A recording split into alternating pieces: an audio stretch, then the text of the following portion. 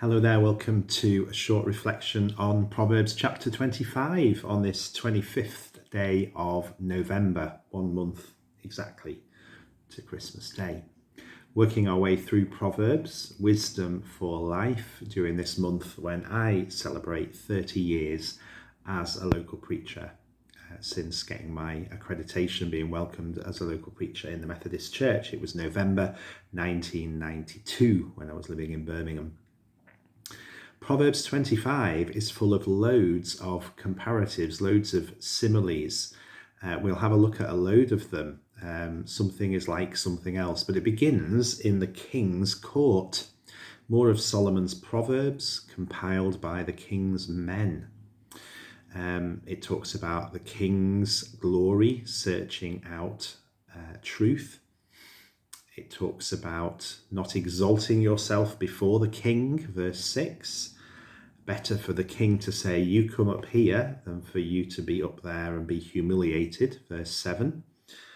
And wisdom around court cases and confidentiality in verses 8, 9 and 10. So very much the context of the king's court and the law court, wisdom around how to handle those in authority and those with whom we might enter dispute going to court. And then here's the first simile. A right and wise ruling is like a golden apple set in silver. That sounds beautiful, doesn't it?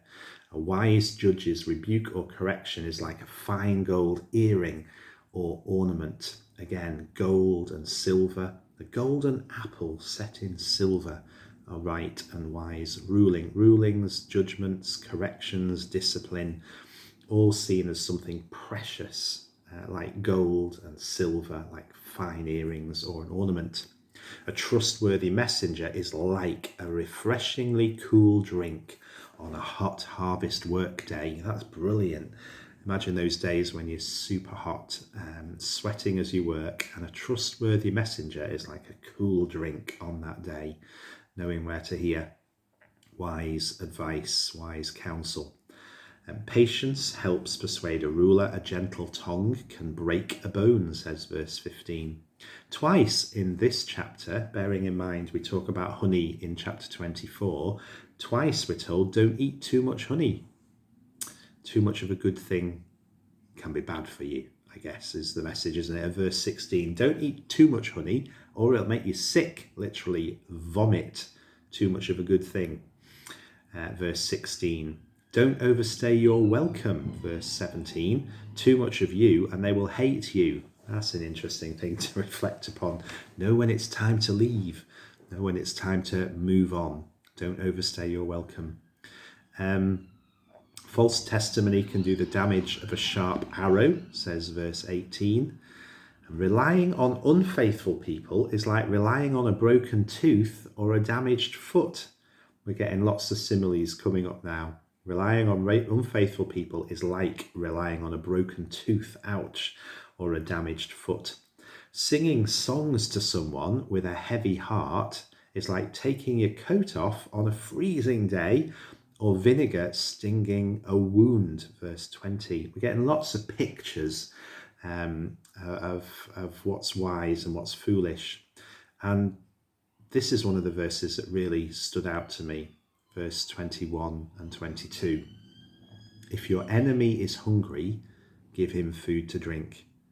If he's thirsty, food to eat. If your enemy is hungry, give him food to eat. If he's thirsty, give him water to drink. In doing this, you'll heap burning coals on his head, and the Lord will reward you. Feeding the hungry, giving drink to the thirsty. Again, a reflection of Jesus's ministry and Jesus's teaching in the New Testament. Verses 21 and 22. Treating even our enemies with respect and recognizing their need. A few more similes to finish off with. A sly tongue provoking horror is like a sharp north wind bringing freezing rain, verse 23. We've had this phrase before in Proverbs, better to live on the corner of your roof than to share a house with a quarrelsome family member. Let's not limit it to wives or husbands. Partners, better to live on the corner of the roof than share a house with a quarrelsome wife or family member, verse 24. Verse 25 was also one I underlined. Good news from a distant land is like cool, refreshing water to a weary soul. I wonder which distant lands we might hear good news from. In this last week, I've had some communication with the pastor of a Methodist church in Lviv in Ukraine. Good news about a youth ministry restarting there.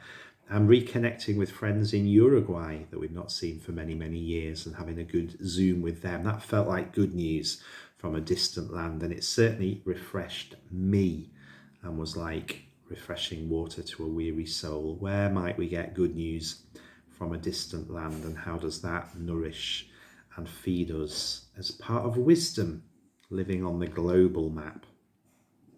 Giving way to the wicked is another simile, is like muddying fresh water springs or polluting a well.